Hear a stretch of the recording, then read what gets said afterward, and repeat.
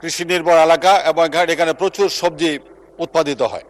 ঢাকা শহরের খুব কাছাকাছি থাকা সত্ত্বেও দেখতে আমাদের 5 ঘন্টা 6 ঘন্টা সময় লেগে যায়। রাস্তাটা যদি প্রশস্ত করা হয়, 4 লেন করে দেওয়া হয়।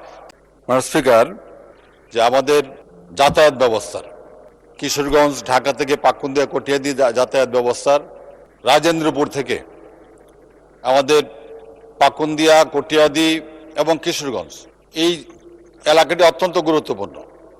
এখানে কিশোরগঞ্জ জেলার এবং নেত্রকোনা এবং ময়মনসিংহের একটা অংশের মানুষ এই এলাকা দিয়ে যাতায়াত করে এবং এই কটিয়াদি পাকুন্দিয়া কৃষি নির্ভর এলাকা এবং এখানে প্রচুর সবজি উৎপাদিত হয়।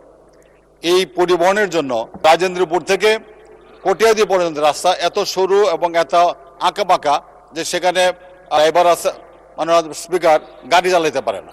ঢাকা শহরের খুব কাছাকাছি থাকা সত্ত্বেও যে কিশোরগঞ্জের সীমানা হলো গাজীপুরের সাথে, এই গাজীপুর পার হয়ে আমাদের কিশোরগঞ্জ ঢাকা আসতে আমাদের 5 ঘন্টা 6 ঘন্টা সময় লেগে যায়।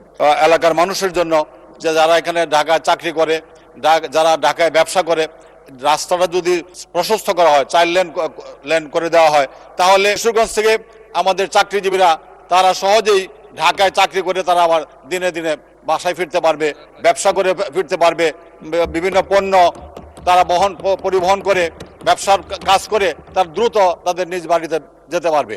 আমার সেই রাস্তাটিকে অতি দ্রুত 4 লেন বিশিষ্ট করার জন্য এবং প্রশস্ত করার জন্য আমি মাননীয় সড়ক মন্ত্রীর দৃষ্টি আকর্ষণ করছি। ধন্যবাদ মাননীয় স্পিকার।